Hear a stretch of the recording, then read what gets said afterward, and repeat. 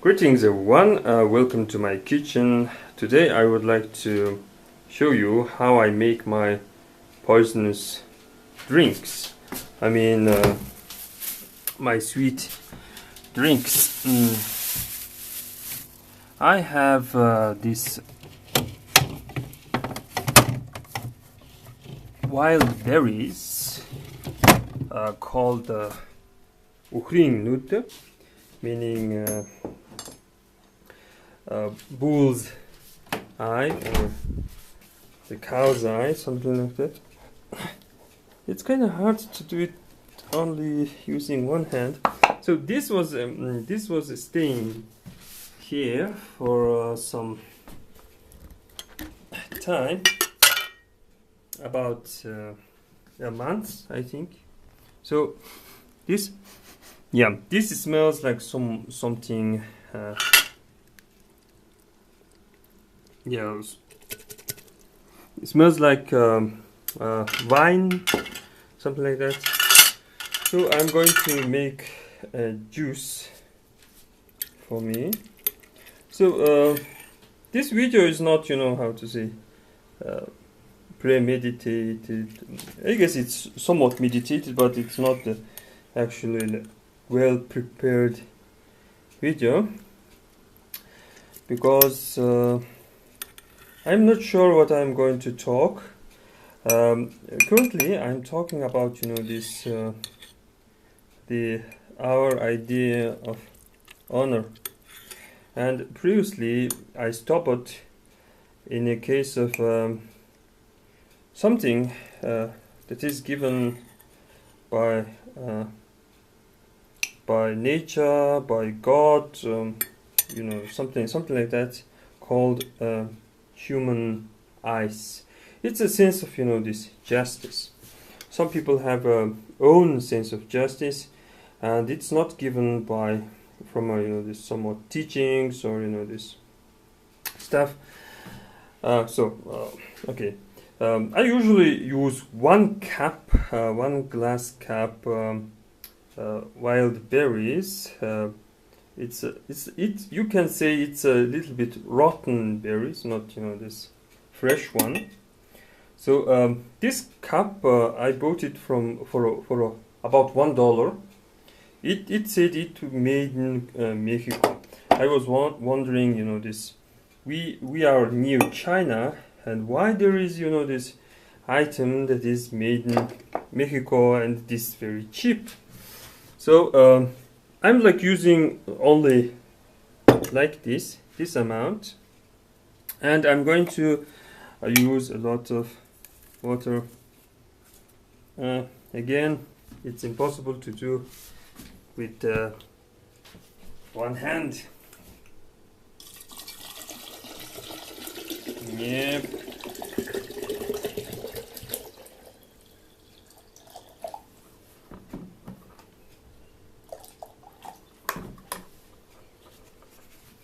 So this is not very tasty. This is almost tasteless, but it has all this aroma and etc.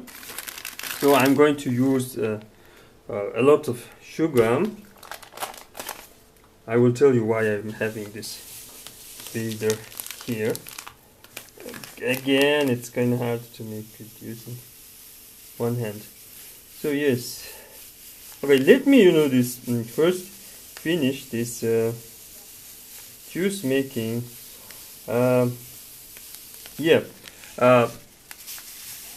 You have 1 cup wild berries and exactly 1 cup sugar. So it's quite a sugary drink. I need to use this.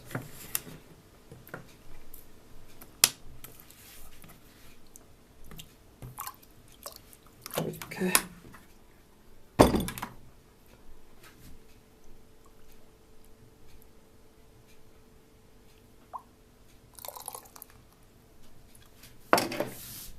Yep. This size of sugar. So the sugar will melt and will transform and will mix, and I guess I can give some good stirring, mixing.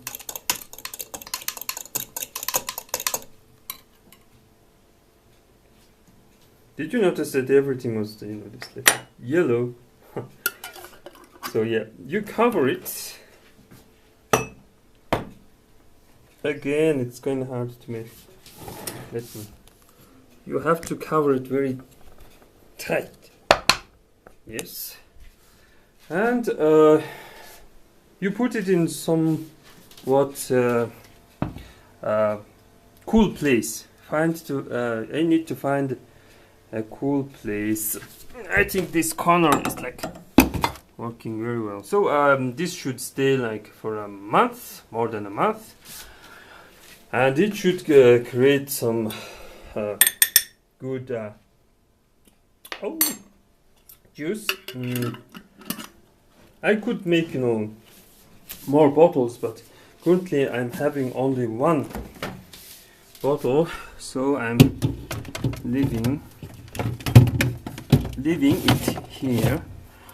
I'm having milk.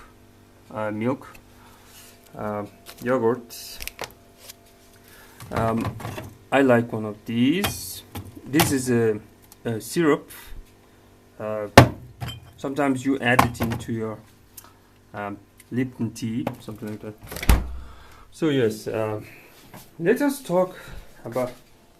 I have to record in the kitchen because my wife and daughter are like watching one of those Korean dramas. So where I was, I was talking about something called Huni Mus, the human eyes. This is equal to your word justice, a just person, a good being. You may wonder why I'm talking about the food while I'm talking about the honor. It is impossible to imagine this good human being without food. What makes you human? Humun in Mongolian, or simply hun. This is a first hunus. So you have this word hun, and hunus, food, makes you a human. And second stuff is honor. Also you have this word hong or hun, it's one thing, meaning stuff. All the this stuff, clothing, shelter, etc., etc. Without human is holding a tool, is like it's not a monkey, it's a human being who is holding a tool. So this hun is constantly making you a human being. So in our language, food makes you a human, shelter and tool, everything makes you a human, and also human eyes or the human character makes you a human, something like that.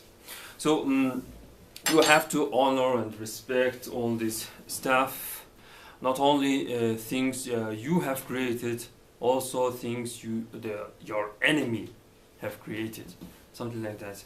So today I would like to talk about a little bit about this justice, barbarian justice. What is like? What's a barbarian justice look like? Obviously, it's cruel, like in Christian and Muslim in tradition. But we know that you will not accept our justice. You will accept your own God's justice. So usually, when you are defeated, we usually ask your God's justice. And if someone presents us, this Quran, something like that, and we open, like, this read what we are going to do with these prisoners. Obviously there can be kill them, or there can be leave them alive, make them Muslim, something like that. Unfortunately, we cannot make them Muslim. They are already Muslim. So the further question is asked, like, what are we really going to do with the prisoners? So this sometimes I heard that this book tells you that you should cut their arms and legs so that they will not they fight again. Cutting their arms and legs and leaving them in mercy of nature or God, something like that. If they are like they are destined to live, they will live. The wounds will be healed, and etc., etc. So this nowadays this sounds a little bit cruel, but in this Middle Ages, it is obvious that we will use your God's justice. If your this book is very this kind, there will be a lot this kind this judgment. But if the book says this kill all the prisoners of war, you should bring their God's justice. This is somewhat this logical way, I think. I think what was this basically the Mongolian this justice after you defeated enemy.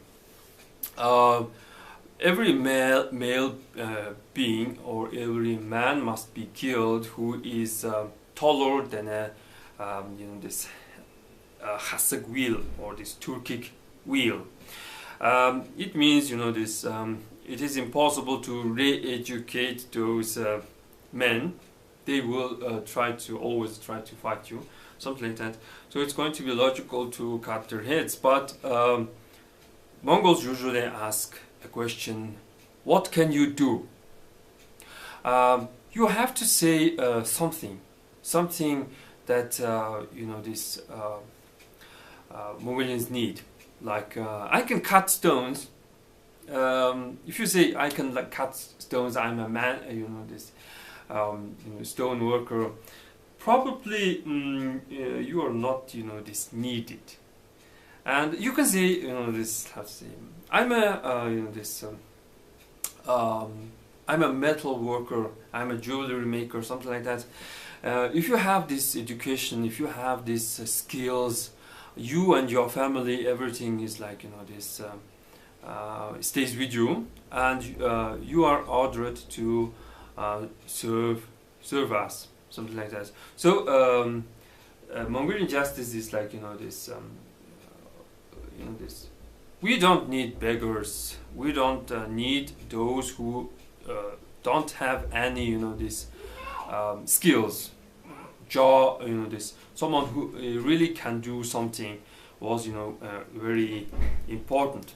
Obviously, this this cruel and savage age is like long past, and nowadays we will not this ask something like that. What can you do?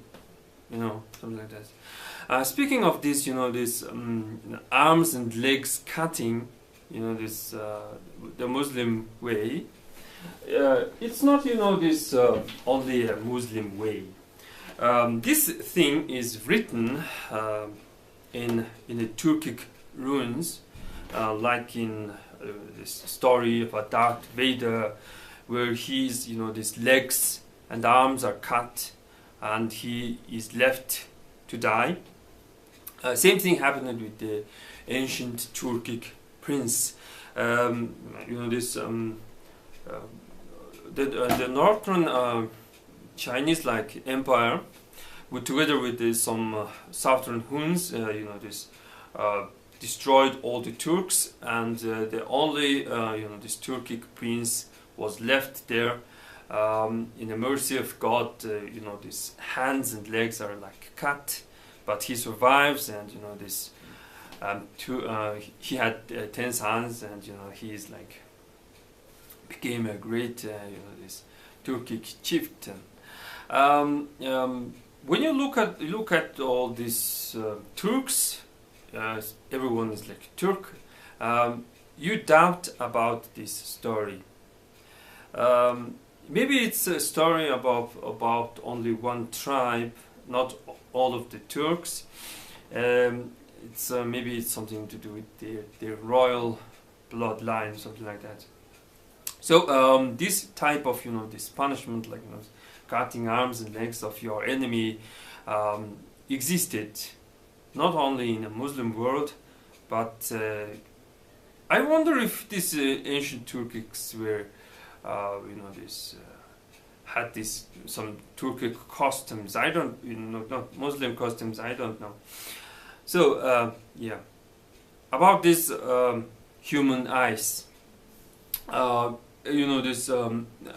I guess there will be no people who is going to explain somewhat teachings using this strange word. A human being must have an eyes. A human being must be solid. All the video I made previously is all about human being looking somewhat this solid. You can say that ice is a solid form of water. Simply, word solid means someone is having money. If you say this word in a Russian, solidny means someone who is quite respectful, someone is dressed very well, he's smelling like money, rich looking guy. And a word solid comes from the Latin version is a solidus, meaning coin, and from this you can have a word soldier.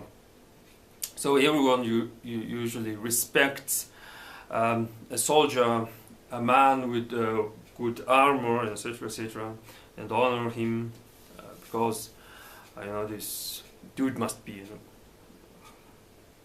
solid, something like that. So being solid, having human eyes is like important. Being solid is not means that you must be tough on people. There is this saying that this general public is stupid, so you need to be tough with the people. If you are not solid human being, they will might humiliate you. They might think you are not this not serious guy. So in order to be serious, you have to be somewhat solid. And you may wonder, why I'm not so serious and why I'm like making video in the kitchen. Well, it is because I'm not this ashamed or this think that it's this not this not a freaky place to make video, something like that. So here in Mongolia, being is solid means being accepting, being friendly, etc., etc., being a very good human being. Huni muste means like this very good dude, like this. How can I explain it? You see, I will today I watched the video. I will link this video in the bottom, and you will notice that there is a strange behavior of Chinese, like they are like being very bad, and this. It is very strange for a Mongolian to hear that Chinese seems to don't go camping. Here in Mongolia, there is everywhere you go, there is like tourist camp. Everywhere is like this amrat sovlet, meaning a place of rest and place of this make your improve one's health, etc., etc. And we love camping. And this summer, unfortunately, My father, this did not go, like camping. And when we usually go camping, we stop by near, this some, this gears, few gears, and we ask for, this milk. Do you sell a milk? Maybe you sell dried, this milk and horse milk, etc., etc. And must say that this countryside people are very welcoming. It is usually totally safe to go camping in Mongolia. But because of this town, because of this urbanization, or this living in the countryside, people this have this tendency to have this very small amount of kindness, or this we say sitril, something like that. And there is this this usually there was this teaching saying that a Mongolian has open and like accepting, or this kindness that is size of its like country. I mean, we have this huge space, and there was also this saying that inside of a Mongolian there is also a huge space where you can find, I have to say, they will always accept you, something like that. But since I'm talking about the honor, I must this say that I'm a little bit of a racist. I'm a little bit of a tribalist, and still go for my this things like this national shamanismos, and this Mongolia, etc., etc. And sometimes I this think that is it possible to this relearn how to be this open, kind, and generous, all accepting, and this all this see only good stuff in this life, etc., etc. But you have this tendency to always see bad stuff, and you always think that there is something wrong with this justice in this this world, in this country, etc., etc. And I guess this when population is like rising, and this people have this tendency to lose their this good character. In the case of Mongolians, it's huni mus, the human eyes. And about this saying, you cannot this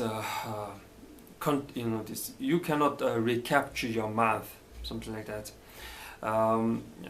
This is also can be understood as a mouth being a population. If you have a massive population, you cannot control it, or there will be a chaos and this total mess, I guess.